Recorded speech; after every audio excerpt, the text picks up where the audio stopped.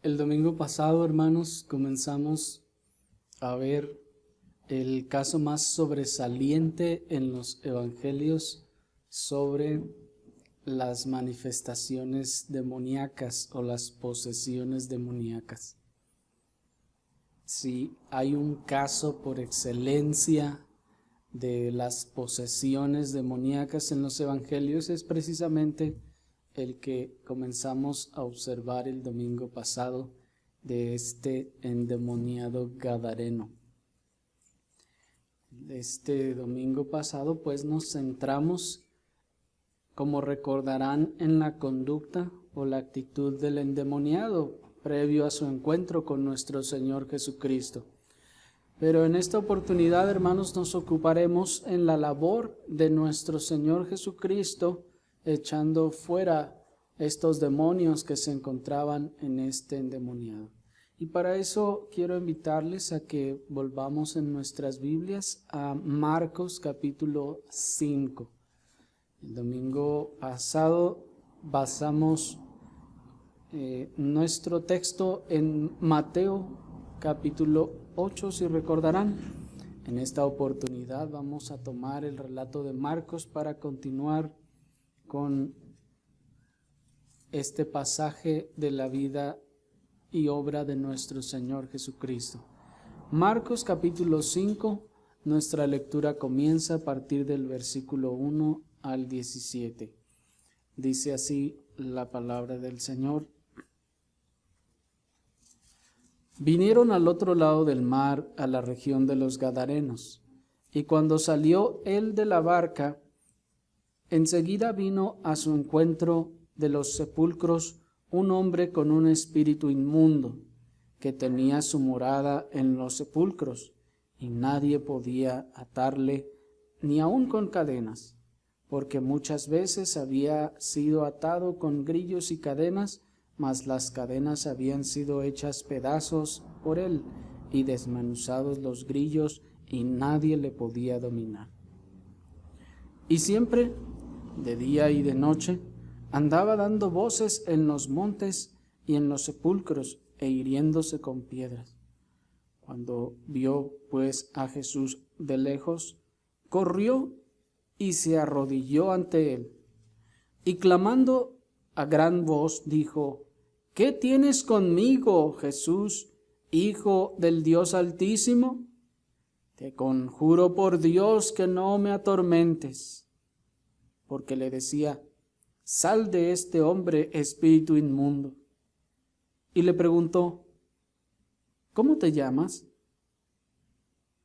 Y respondió diciendo: Legión me llamo, porque somos muchos.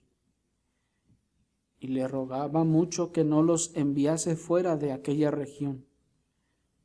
Estaba allí cerca del monte un gran hato de cerdos paciendo, y le rogaron todos los demonios diciendo: envíanos a los cerdos para que entremos en ellos. Y luego Jesús les dio permiso, y saliendo aquellos espíritus inmundos entraron en los cerdos, los cuales eran como 2000. Y el hato se precipitó en el mar por un despeñadero, y en el mar se ahogaron. Y los que apacentaban los cerdos huyeron y dieron aviso a la ciudad y en los campos. Y salieron a ver qué era aquello que había sucedido. Vienen a Jesús y ven al que había sido atormentado del demonio y que había tenido la legión, sentado, vestido y en su juicio cabal, y tuvieron miedo. Y les contaron los que lo habían visto cómo le había acontecido al que había tenido el demonio y lo de los cerdos. Y comenzaron a rogarle que se fuera de sus contornos. Hasta allí.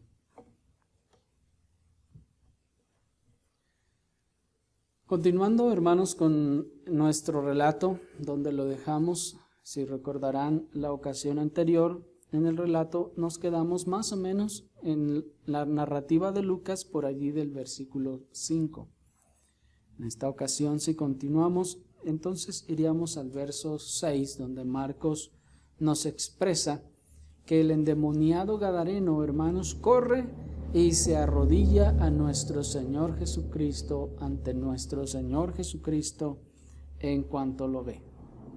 ¿Se fijan? Dice el versículo 6, cuando vio pues a Jesús de lejos, corrió y se arrodilló ante él. No se puede estar seguro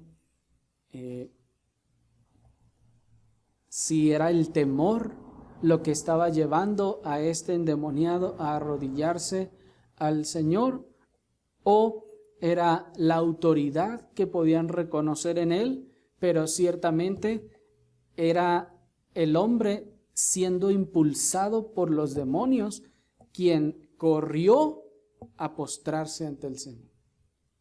Pues algunos comentaristas consideran que probablemente hubiera sido la humanidad de ese poseído que, viendo al Señor, habría querido correr hacia él en busca de ayuda.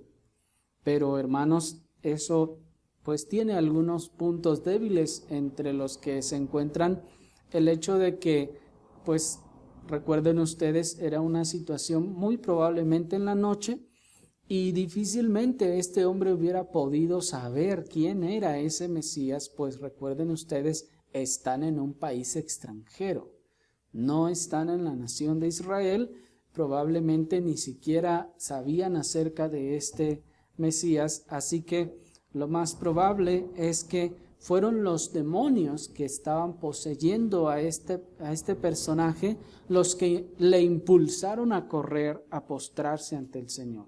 ¿Por qué fueron a correr y por qué se postraron? Bueno, bien, pudo haber sido el temor, pues recuerden ustedes que luego estos demonios le dicen, ¿has venido a atormentarnos? Marcos nos dice al final del verso 7, te conjuro por Dios que no me atormentes. Probablemente haya sido eso, pero bien, también pudo haber sido que ellos hayan reconocido al Hijo de Dios encarnado y al ver su autoridad y su dignidad, esto haya impulsado a los demonios a postrarse. Pero bien, hermanos, haya sido el temor o haya sido la autoridad de nuestro Señor Jesucristo, o ambas cosas a la vez lo que los impulsó, lo que es claro es que ellos entendían con toda claridad con quién estaban tratando y cuáles eran sus opciones delante de tal ser. Esto es, cuando los demonios le ven, hermanos, ellos inmediatamente reconocen con quién están tratando. Ellos saben de la autoridad de este ser y saben también con toda claridad que no pueden hacer nada contra él. Como ya hemos dicho en otras ocasiones, niños, ustedes deben tener muy claro que nuestro Señor Jesucristo es infinitamente superior a cualquiera de los demonios y a todos ellos juntos. No es posible, y ya hemos dicho que es una blasfemia, esa idea loca de pensar que Jesús y el diablo se pueden ahí agarrar uno contra el otro y tener una lucha más o menos pareja. Eso es una blasfemia. El diablo y todos sus achichincles son las más pequeñas hormiguitas que indefensas en comparación con nuestro Señor Jesucristo. Imagínense, niños, si ustedes creen que si ellos hubieran sabido o pensado que tenían poder o autoridad para poder hacerle algo, ¿ustedes creen que hubieran ido a arrodillarse delante de él? Ellos tienen claro que aunque sean una legión, vamos a ver al final un poco este asunto de la legión, aunque sean muchos o aunque sean miles incluso, no tienen oportunidad alguna contra el Hijo de Dios. Y lo único que les queda, la única opción que tienen delante de él es ir y postrarse, no pueden hacer más. Qué cosa tan impresionante, hermanos, que nos deja claro la autoridad de nuestro Señor por encima de Él y todos los demonios. No hay comparación, no hay punto de comparación. Esta legión completa, con toda su fuerza que desmenuzaba aún, recuerden ustedes, las cadenas y los grilletes que le ponían, esta legión ve al Salvador. ¿Y qué hace? ¿Quiere enfrentarlo? No, va y se postra porque sabe que no tiene oportunidad alguna contra él. ¿Se dan cuenta? Si rompió una cadena, ¿ustedes creen que no hubiera podido romper un hueso? Oh, claro que sí. ¿Por qué no lo intentó, aunque sea defenderse? Porque sabe que no tiene opción alguna delante de esa majestad y autoridad. ¿Se dan cuenta? No debemos restar importancia, hermanos, a esta realidad, porque los demonios jamás se comportaron ni se comportarán así con ningún otro ser, mucho menos hombre, como para que se espere la misma interacción con ellos o el mismo trato de parte de ellos. ¿Qué queremos decir con esto? Hermanos, como les decía el domingo pasado, este es un relato muy utilizado por muchos grupos hoy en día en el carismatismo para defender esas actividades que tienen en donde pretenden echar fuera demonios.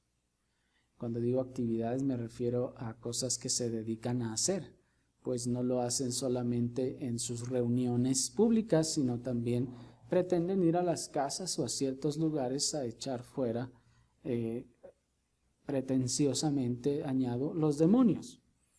Y toman estos versículos y dicen, mira, aquí está el Señor, mira los demonios, y seguramente de ahí sacan la idea de que tienen el poder para pisar a los demonios, aplastarlos y bailar arriba de ellos, y hasta se ponen a cantar eso también. Y algunos toman también de aquí la idea de que pueden incluso hablar y preguntarle al demonio y ponerse a platicar ahí con él para ver qué les puede decir. Hermanos, ponerse a platicar con él, con el demonio, a ver qué les dice, a ver qué le sacan. ¿No es lo mismo que vimos la vez pasada sobre el asunto de la nigromancia? De querer consultar a los muertos para que me digan cosas que yo no puedo ver o saber. Así que no a nadie se le ocurra tomar esta porción de la Escritura para decir, mira, así pasó con Jesús, así nos va a pasar a nosotros. Vamos con el endemoniado, vamos a echarlo fuera, tenemos el poder. Esto no es posible.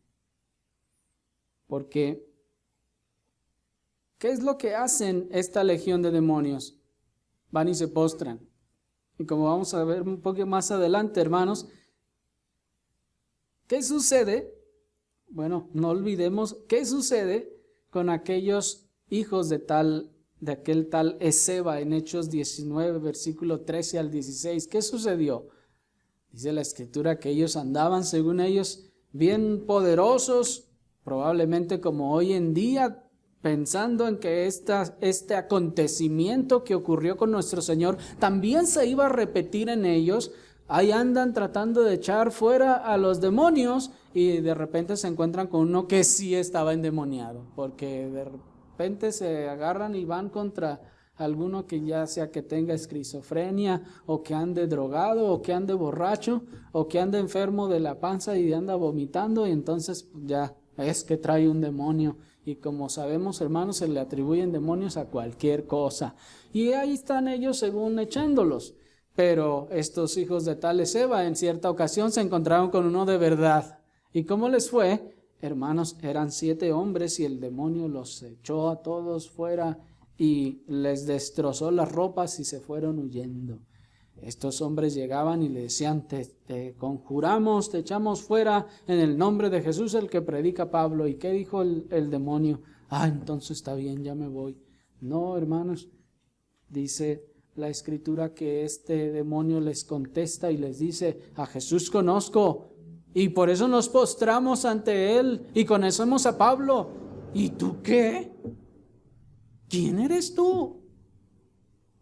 Y esto es una realidad, hermanos.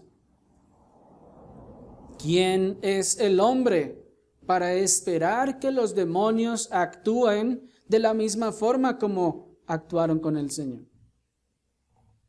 Debemos tener pues esto en cuenta, hermanos, pues los demonios no se postrarán en forma alguna ante otro ser o ante el hombre como lo hicieron con el Señor. Ni tendrán la misma interacción o trato como lo hicieron con el Señor. Como ese hecho de pedirle autorización al Señor para ir a los cerdos.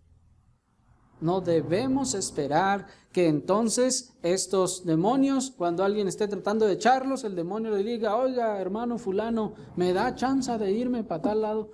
Por favor, hermanos, esto es algo que aconteció exclusiva y específicamente a nuestro Señor Jesucristo, hermanos, y no tiene promesa de repetibilidad en ningún otro creyente.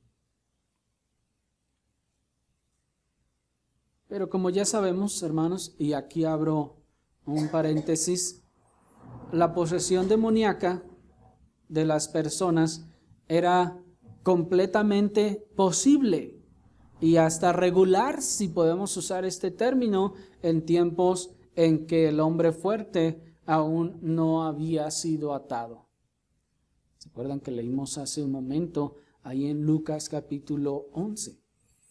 Si no pierden Marcos 5, podemos ir rápidamente a Lucas capítulo 11 y en el versículo 20 nuestro Señor Jesucristo está diciendo, mas si por el dedo de Dios echo yo fuera los demonios, ciertamente el reino de Dios ha llegado a vosotros. Graben esas palabras en su mente, pues nos van a enseñar mucho enseguida.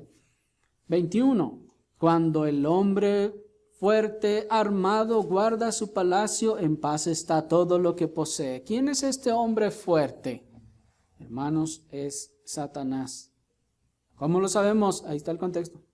18. Y si también Satanás está, ¿qué? Dividido, ¿se fijan?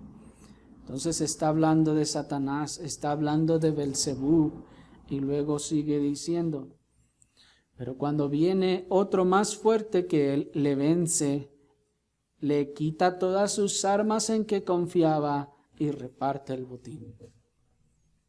Y como ya hemos visto en otras oportunidades, pues hermanos, este hombre más fuerte es nuestro Señor Jesucristo.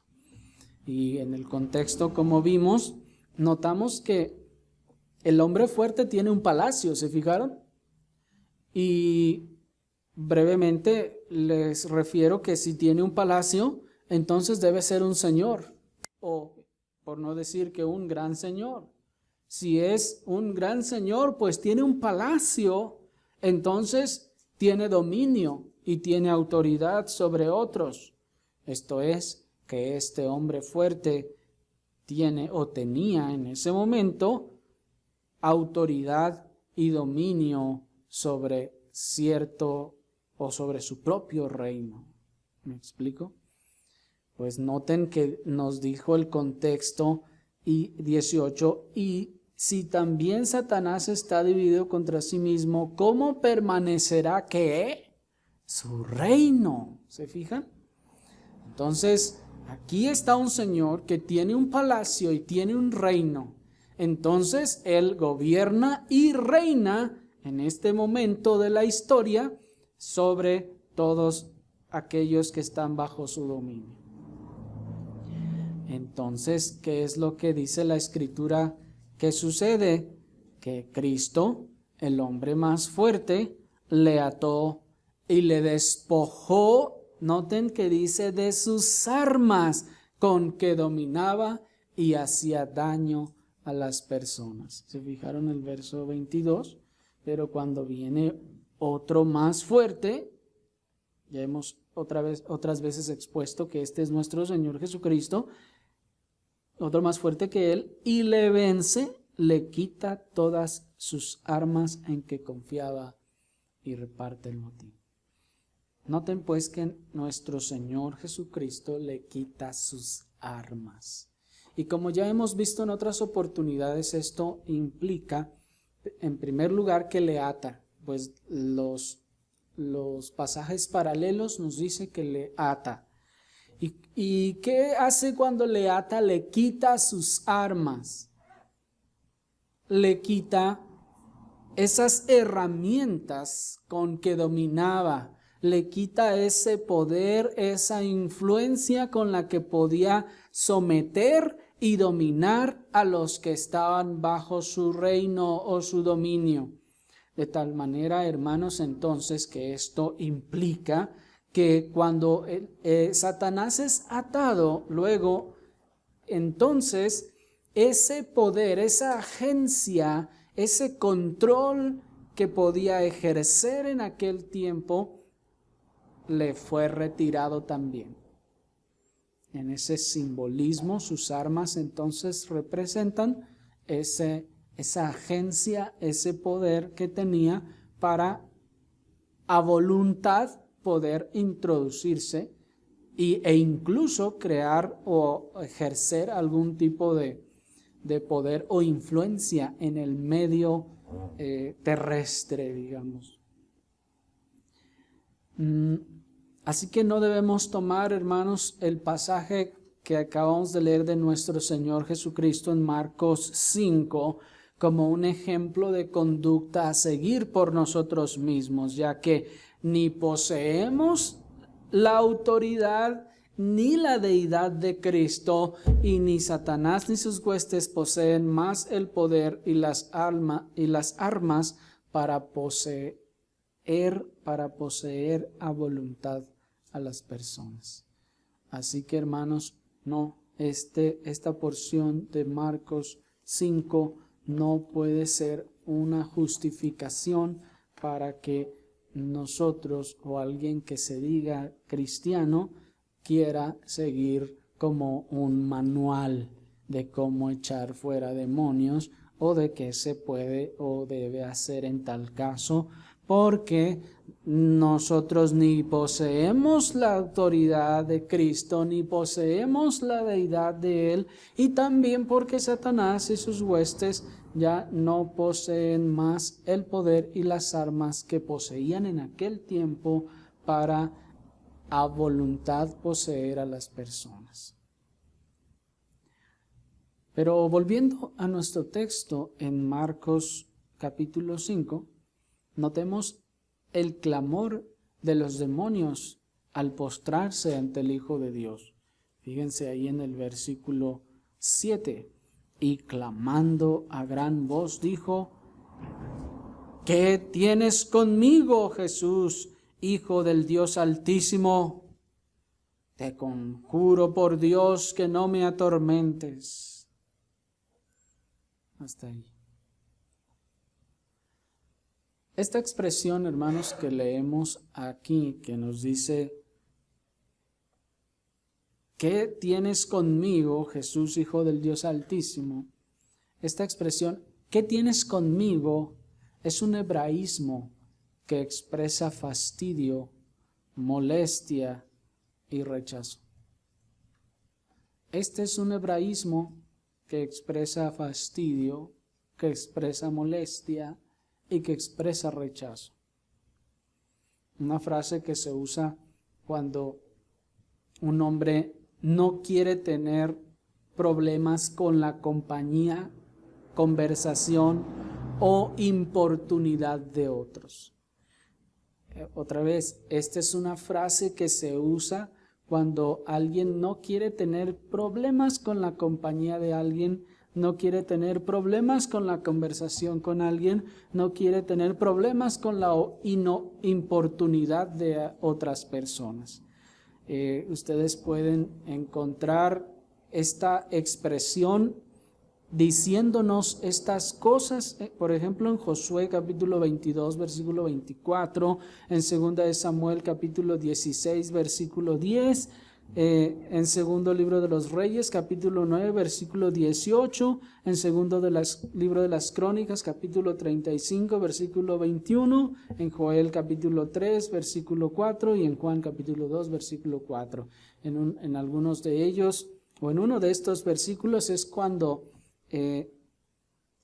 acuérdense ustedes que Joab mata ahora a Amasa. Ya ha matado a Abner y luego mata a Amasa a traición, lo traiciona y lo mata. Entonces va delante de David, David se da cuenta de lo que ocurre y luego dice: ¿qué tengo con vosotros, hijos de Sarbia? Esa es la misma expresión que está usando también aquí los demonios. Dice: ¿qué tienes conmigo? Y bueno, ahí van a encontrar otras expresiones semejantes, como la de Juan capítulo 2 versículo 4, cuando la madre de nuestro Señor Jesucristo en las bodas de Canaán va y le dice al Señor: no tienen vino. ¿Y qué le contesta el Señor? ¿Y qué tienes conmigo, mujer? ¿Se acuerdan? Así pues, hermanos, esta es una expresión de importunidad o de alguien que está siendo importuno. Cuando alguien está de alguna forma rechazando tener problemas con la compañía de tal persona, con la conversación de tal persona, con la importunidad de otros. En otras palabras, es como si los demonios le dijeran al Señor: ¿qué haces aquí? No quiero tener nada que ver contigo. Es como si los demonios dijeran: aléjate de mí. ¿Qué te he hecho yo? ¿Por qué vienes aquí? Es como si los demonios dijeran: ¿por qué vienes a arruinarme todo? Estaba tan feliz sin ti. No te necesito ahora. No es mi tiempo. Déjame en paz. Porque recuerden que en el relato de Mateo le preguntan o le dicen al Señor: ¿por qué vienes a atormentarnos antes de tiempo? Esta pues es una expresión de rechazo al Señor. Es una expresión en la que le están diciendo: ¿qué tengo contigo? Aléjate de aquí, aléjate de mí. ¿Por qué vienes a arruinarme todo? Yo ya estoy feliz sin ti, no te necesito ahora. ¿Y cuántas veces no le dice la gente estas mismas cosas o cosas parecidas al Señor cuando les llama o cuando les redarguye? El Señor les habla por medio de su palabra y muchas personas le rechazan diciendo: ¿pero por qué vienen a hablarme a mí así? ¿Por qué? ¿Qué tengo yo que ver con ustedes? ¿Por qué me hablan de esa forma? ¿Cuántas veces no se han dicho estas palabras a los que hablan el evangelio a otras personas o les hablan de la escritura a sus amigos o a sus familiares? Les hablan de su necesidad de salvación y de su evidente condición. ¿Cómo contestan algunas personas? Con molestia, con enfado de: otra vez vas a salir con tus cosas. ¿Sí o no? ¿Cuántas veces hemos visto a los incrédulos también reaccionar de esta forma? Tal vez nuestros familiares, tal vez nuestros amigos que se incomodan de que otra vez usted les esté hablando de la palabra y le dicen: otra vez con tu Biblia, otra vez vienes con tus cosas, ya déjanos en paz. ¿Me explico? Es este el tipo de expresión que los demonios estaban diciendo al Señor: ¿qué tengo contigo otra vez?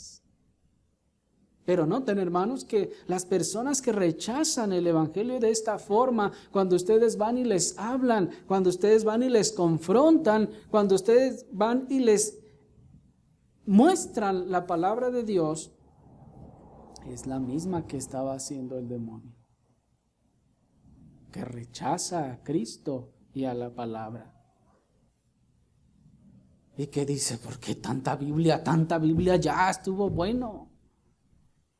¿Por qué tanto Dios y tanto Dios? Ya, hombre, cálmense con todo eso.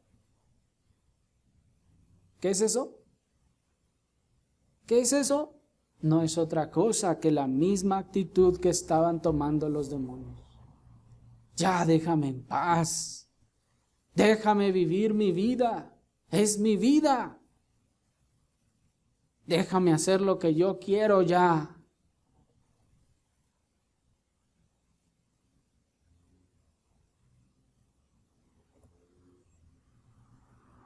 Miren, hermanos, miren el pecado imperdonable. Dicen los demonios: yo sé, dice el demonio, yo sé que tú eres el Hijo del Dios Altísimo, Dios hecho carne, pero apártate de mí, yo no quiero tener nada que ver contigo. ¿Se fijan, hermanos, qué tremendo es eso? Ahí está la dureza del corazón. Ahí está el corazón obstinado. Yo sé, porque noten que los demonios, ¿qué hicieron? Fueron y se postraron. ¿Se acuerdan?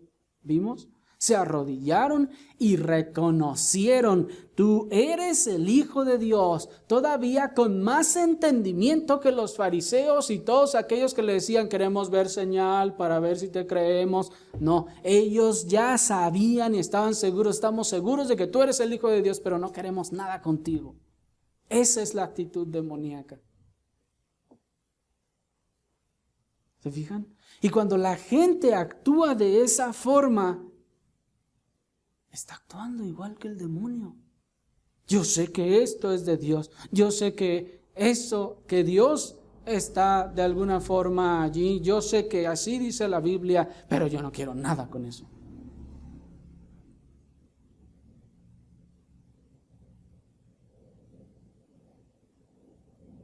Amigo, ¿no estarás tú diciendo lo mismo?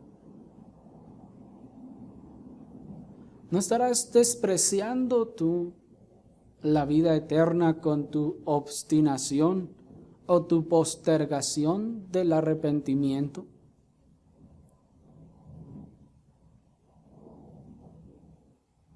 Porque ¿qué es lo que lleva al ser humano a despreciar el llamado al arrepentimiento? Su deseo de seguir en el pecado. ¿Qué era lo que querían los demonios? Eso lo vamos a ver el próximo domingo con la ayuda del Señor. Pero noten que los demonios, si ustedes se fijaron, luego les dicen: Señor, bueno, si nos vas a sacar de aquí, al menos danos chance de ir con los cerdos. ¿Qué querían? ¿Arrepentirse?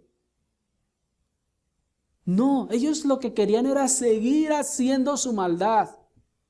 Luego nos dice también que le ruegan y le dicen que no los eche de aquella región. Dice ahí el versículo 10. Y le rogaba mucho que no los enviase fuera de aquella región. Los demonios decían: queremos seguir haciendo lo que a nosotros nos gusta. Queremos seguir haciendo lo que nosotros queremos.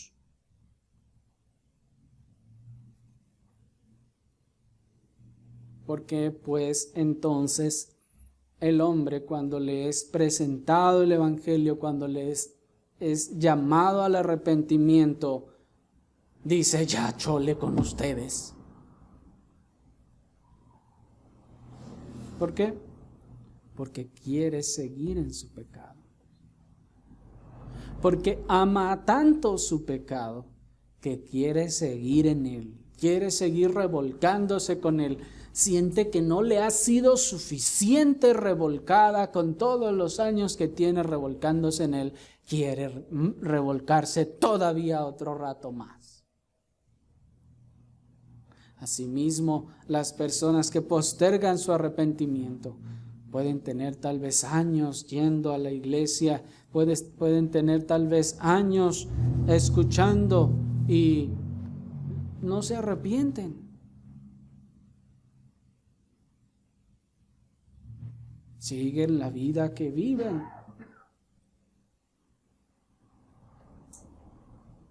Porque lo hacen porque así como el demonio aman más su pecado y seguir haciendo y practicando su maldad.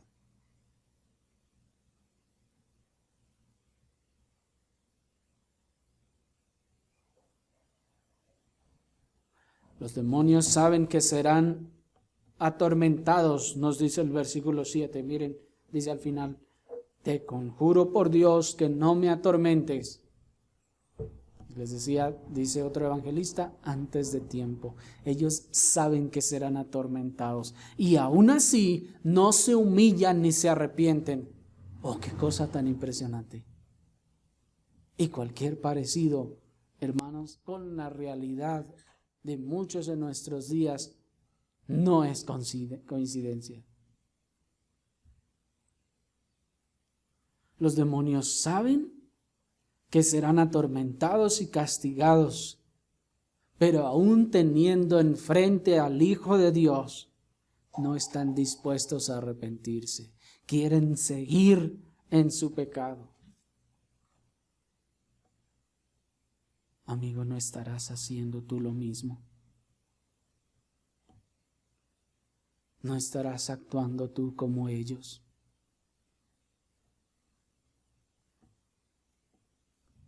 Tienes enfrente el evangelio que te han hablado tus amigos, tus familiares, y sigues endureciendo tu corazón y dices, no, yo quiero seguir con lo que a mí me gusta, y alguno hasta dices que si voy me van a quitar esto, me van a quitar los bailes, me van a quitar las fiestas, me van a quitar esto y me van a quitar lo otro, y no, yo quiero seguir haciendo esto.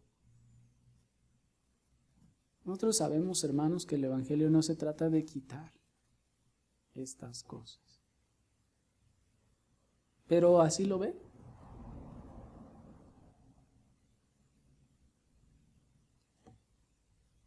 Pero veamos, hermanos, a continuación la pregunta que nuestro Señor Jesucristo le hace a ese endemoniado. Fíjense el versículo 9. Están allí. Dice Marcos 5:9. Y le preguntó: ¿cómo te llamas? Y respondió diciendo: Legión me llamo, porque somos muchos. Hermanos, como les decía, este es otro texto que muchas personas toman para justificar su intento de, según ellos, ponerse a hablar o conversar con los que ellos dicen que están endemoniados. Y ahí andan, según ellos, tratando de preguntarle cómo te llamas, y uno ya inventa cada nombre que se les ocurre. Pero ¿es acaso que era necesario preguntarle a estos demonios cómo se llamaban? O pregunta, ¿será que el Señor no sabía cómo se llamaban? ¿El Hijo de Dios encarnado no sabía cómo se llamaban? Claro que sabía. ¿Sabría o no cuántos eran? Claro que sabía. ¿Pero por qué les preguntó entonces? Esto, hermanos, es algo importante de considerar. Y nuevamente debemos resaltar, hermanos, que no debemos tomar este pasaje como un ejemplo de conducta a seguir por nosotros mismos. ya que, otra vez, como dijimos, ni poseemos la autoridad y la deidad de Cristo, ni Satanás y sus huestes poseen el poder ni las armas para poseer a voluntad a las personas. Y ya que en el resto de las Escrituras no existe evidencia de que alguien más haya sostenido o hecho alguna pregunta a los demonios, hermanos, es una terrible arrogancia pensar que nosotros tendríamos la autoridad para hacer una cosa así. Es una terrible arrogancia pensar que como Cristo lo hizo así, entonces yo también puedo hacerlo. Entonces significa que somos iguales a Él. En ninguna forma. De manera que concluiremos entonces que alineándonos con los santos del pasado, concluiremos que nuestro Señor Jesucristo, quien de hecho ya sabía su nombre, es decir, sabía su cantidad y su actividad, le hizo esta pregunta para glorificar a Dios y confirmar su procedencia de Dios y confirmar que el reino de Dios ya estaba entre nosotros por lo que iba a hacer enseguida. El Señor no le preguntó porque no supiera su nombre. De hecho, si leemos y decimos, ¿cómo te llamas? Legión. Legión es un nombre por sí mismo. Si eran muchos, alguien diría, bueno, es que como eran tantos, pues no le iba a poder decir el nombre de cada uno, pues legión, toda la bola juntos. No, hermanos, cuando el Señor les pregunta esto, no era que estaba esperando un nombre específico de estos seres, sino más bien su cantidad y su actividad. Y le hace esta pregunta no porque no lo supiera, sino por el bien de todos nosotros. El Señor hace esta pregunta por el bien de los que estaban presentes y de todos los que habríamos de leer estas cosas. ¿Por qué? Porque era necesario que nos diéramos cuenta que, como les decía al principio, esta es la ocasión en que se relata un endemoniado o un caso de endemoniado o de posesión demoníaca más grande o más sobresaliente en toda la Escritura, hermanos. Pues vamos a ver que eran muchos demonios dentro. Es el más grande de todos. Y si ustedes pusieron atención a las palabras de Lucas capítulo 11, ¿se acuerdan de las palabras que nos dijo Lucas capítulo 11, versículo 20? Dice, mas si por el dedo de Dios echo yo fuera los demonios, ciertamente el reino de Dios ha llegado a vosotros. ¿Se fijan? En el contexto, recuerden, desde el versículo 16, la generación perversa le dice, Señor, queremos ver de ti señal. Recuerdan que ya pasamos por allí, ¿verdad? En todo nuestro peregrinar por los evangelios.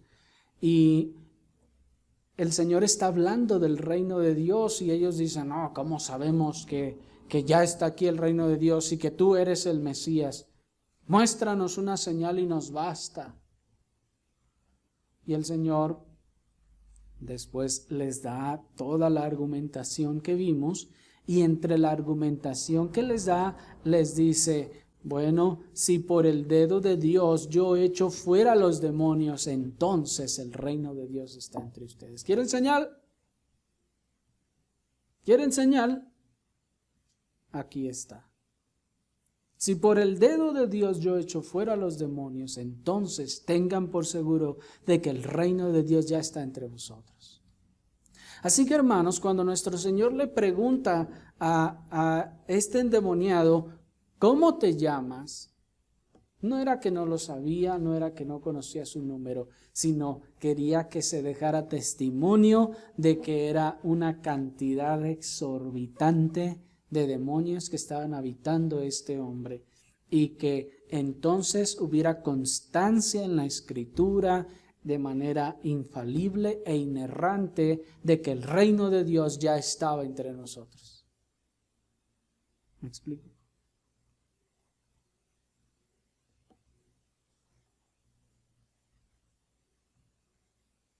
Pues enseguida iba a sacarlos, para que viéramos todos, tanto judíos como gentiles, que esta legión de demonios iba y se postraba delante de él, para que no hubiera duda alguna de su deidad y de que era el Hijo de Dios encarnado, porque aún los demonios iban y se postraban delante de él.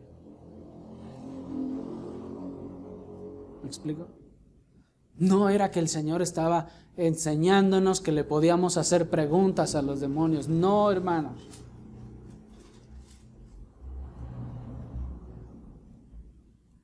Así pues, el Señor, ya que sabía lo que había de hacer, estaba estableciendo y dejando claro para nosotros que Él era el Mesías, que Él era el Hijo de Dios y que el reino de Dios estaba ya entre nosotros. Y bueno, noten ustedes que los demonios le contestan: Legión me llamo porque somos muchos. Y esta palabra legión pues ha sido causa de muchas controversias, puesto que muchos se han preguntado, bueno, legión, pues somos muchos, pues ¿cuántos son? Y por el término legión, que es un término muy romano, digamos, y también porque en ese tiempo, en ese contexto histórico, las naciones, incluida Judea, estaban bajo el dominio romano. Entonces se ha tendido a asociar esta palabra legión o a buscar el número de los demonios pensando en las legiones romanas. ¿Sí me explico? Se dice, bueno, pues ¿cuántos serían? Bueno, en ese tiempo los romanos eran los que dominaban y ellos dividían sus ejércitos en legiones, y de allí el nombre de legionarios. Esas legiones estaban compuestas por cierta cantidad de soldados, pero ahí es donde entonces empiezan las variaciones, porque algunos dicen que eran como 12.500 soldados, mientras otros dicen que eran alrededor de 6.000 soldados en una legión. Y bueno, de 12.500 a 6.000, hermanos, estamos hablando de una cantidad muy, muy distinta. Es más del doble, de hecho, de una cifra a otra. Así que, pues estamos todavía perdidos, digámoslo en ese sentido. Y bueno, hoy en día se ha mostrado que en realidad las legiones no tenían un número específico que tuviera, todas las legiones tuvieran que ser de este tamaño. No, de hecho, el número de la legión se obedecía al propósito y a la campaña a la que era enviada esa legión. Podía haber una campaña de que fueran a, no sé, a atacar una aldea pequeña, entonces la legión podía ser una legión relativamente pequeña, ¿no? En comparación de los 12.500 de los que se estaba hablando. Hay allí incluso algunas historias un poco misteriosas de algunas legiones romanas que desaparecieron completamente y que nunca se encontraron y no se sabe ni qué pasó con ellos. Entonces, bueno, todo esto para decir, hermanos, que cuánto es una legión es una respuesta muy difícil de responder. Es una pregunta muy difícil de responder. Y pues aunque no sabemos con exactitud la cantidad de individuos que conformaban esa legión, la cantidad de cerdos que nos menciona Marcos en el versículo 13, al menos podría darnos una idea de que pocos no eran. Miren cómo dice Marcos en el versículo 13.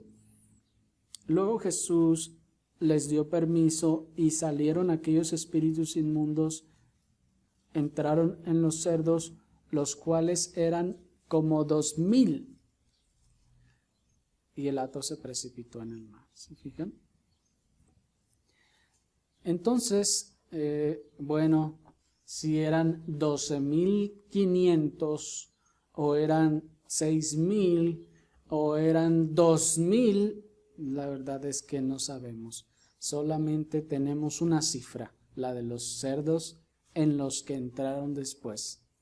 Y bueno, si entró, digamos que al menos un demonio por cada cerdo, allí habría habido al menos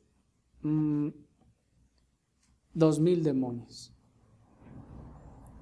¿Sí me explico? ¿Por qué hacemos esta conjetura? Bueno, porque tengan en cuenta, hermanos, que una de las cosas que nos está enseñando también aquí Marcos y los demás evangelistas es que los demonios no son omnipresentes. ¿Sí me escucharon, niños? Los demonios no son omnipresentes. No es que pueden estar aquí y allá al mismo tiempo. No, eso no pueden hacerlo. Los demonios entonces tampoco pueden poseer dos seres al mismo tiempo. ¿Se fijan? Porque habían de ser echados de allí y entonces querían entrar en otro ser, lo que nos muestra también por inferencia de que tenían que salir de uno para entrar en otro, lo cual nos dice que son limitados en espacio en ese sentido también. Esto es que no, aunque ciertamente son espíritus, tienen limitaciones de espacio. No pueden partirse en dos y entonces uno hacer una tarea y otro otra. No, en ese sentido tienen esa limitación. Y si tienen esa limitación de espacio y no puede un solo demonio poseer dos personas al mismo tiempo, entonces debemos entender que por lo menos si un demonio se metió en cada cerdo, estamos hablando de que tendríamos al menos 2,000 demonios. ¿Por qué al menos? Bueno, porque si eran 2,000 cerdos y fueran 12,500 demonios, pues probablemente se hubieran metido 2, 3 o 4 en cada cerdo. Pero no podemos nosotros conjeturar tal cosa, no podemos aventurarnos a decir que así haya sido, en el menor de los casos, lo cual es un poco más probable, tenemos un poco más de sustento para pensar, es que al menos hayan sido unos 2,000. De ahí para arriba no sabemos cuánto. ¿Me explico? Y esta pues, entonces, era la legión que estaba poseyendo a este hombre. ¿Qué pasó enseguida? Y entonces los demonios se pueden meter en los animales. Pues yo pensaba que nada más en las personas. Bueno, hermanos, eso es lo que veremos con la ayuda del Señor el próximo domingo. Les invito a que oremos al Señor.